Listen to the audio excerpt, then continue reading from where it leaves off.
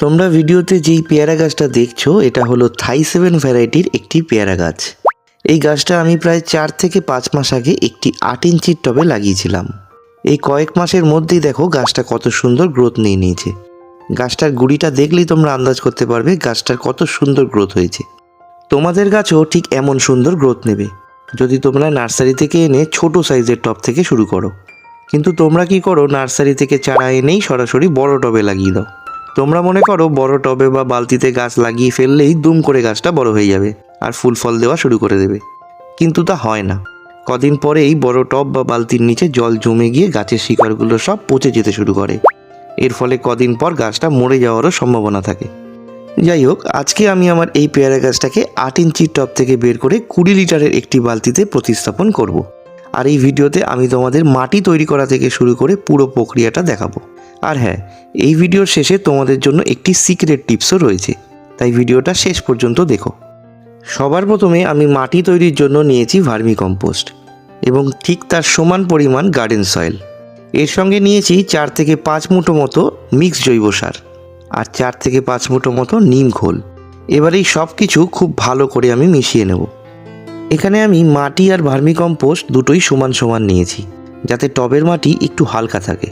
কারণ আমরা যারা ছাদে বাগান করি তাদের গাছের পাশাপাশি ছাদের দিকটাও একটু খেয়াল রাখতে হয়। আমার হাতে তোমরা যে জিনিসটা দেখছো এটা হলো সিঙ্গেল সুপার ফসফেট। মাটি তৈরির সময় আমি এখানে 1 ঢাকনা পরিমাণ সিঙ্গেল সুপার ফসফেট ব্যবহার করছি। এটা ব্যবহার করলে মাটিতে গাছের শিকড় খুব সুন্দরভাবে গ্রো করে।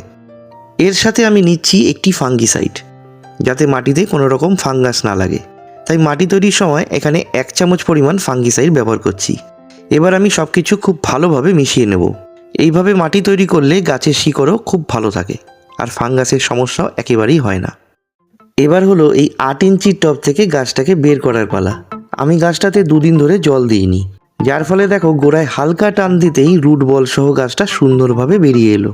শিকড়গুলো তোমরা পরিষ্কার দেখতে পাচ্ছ এই কয়েক মাসের মধ্যেই কত সুন্দর গ্রো করে গেছে।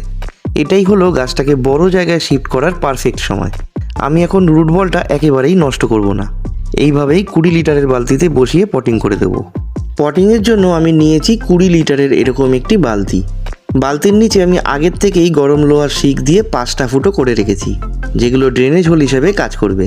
এই ফুটোগুলো আমি টব ভাঙা কিছু টুকরো দিয়ে ব্লক করে দেব, ঠিক এইভাবে, যাতে গাছের শিকড় কোনোভাবেই ড্রেনেজ হোল বন্ধ না করতে পারে। এরপর আমি নিয়েছি বাড়ি তৈরির বালি, আর সেই বালি দিয়েই আমি টবের নিচে একটি সোলিং লেয়ার তৈরি করে নেব, যাতে ড্রেনেজ সিস্টেমটা আরও ভালো হয়, ঠিক এইরকমভাবে। এবার একটু আগে তৈরি করা মাটি দিয়ে টবের নিচে একটি মোটা স্তর বানিয়ে ফেলব। এখন গাছটাকে একেবারে বালতি সেন্টারে বসিয়ে সেই মাটির ওপর রেখে বাকি ফাঁকা অংশগুলো মাটি দিয়ে ভরে দেব। মাটি দেওয়ার পর আঙুল দিয়ে এইভাবে চেপে চেপে দিতে হবে, যাতে নিচে কোনো রকম এয়ার গ্যাপ না থাকে। নিচে যদি এয়ার গ্যাপ থাকে তাহলে জল দেওয়ার সঙ্গে সঙ্গে কিন্তু মাটি নিচে বসে যেতে পারে। এখানে মাটি ততটাই দিতে হবে যতটা লেভেল পর্যন্ত গাছটা আগের টবে ছিল, এর থেকে বেশি মাটি একেবারেই দেওয়া যাবে না। তোমরা দেখতে পাচ্ছ আমার 20 লিটারের টবে পেয়ারা গাছটা সফলভাবে প্রতিস্থাপন হয়ে গেছে। এবার আমি গাছটাকে কয়েকদিনের জন্য ছায়াযুক্ত জায়গায় রেখে দেব। তোমরাও তাই করো। আমার হাতে তোমরা যে জিনিসটা দেখছো এটা হলো ম্যাগনেসিয়াম সালফেট, যেটাকে তোমরা সবাই এপসম সল্ট নামেও চেনো। টব প্রতিস্থাপনের পর সবসময় এটা জলে গুলে গাছের গোড়ায় দিতে পারো। এতে গাছের শিকড় খুব সহজেই ট্রান্সপারেন্ট শক থেকে বেরিয়ে আসতে পারবে। যে কোনো গাছ টবে প্রতিস্থাপনের পর এইভাবে ভরে জল দিতে হবে, যাতে টবের মাটি পুরোপুরি ভিজে যায়। আজকের ভিডিওতে তাহলে এতটুকুই। পরবর্তীতে আমি পেয়ারা গাছে কি খাবার দেব, কি ওষুধ দেব, আর কি করলে বেশি ফুল ও ফল আসবে, এইসব বিষয় নিয়ে আরও ভিডিও নিয়ে আসবো। তাই চ্যানেলটা সাবস্ক্রাইব করে ভিডিওটাকে একটা লাইক করে দিও।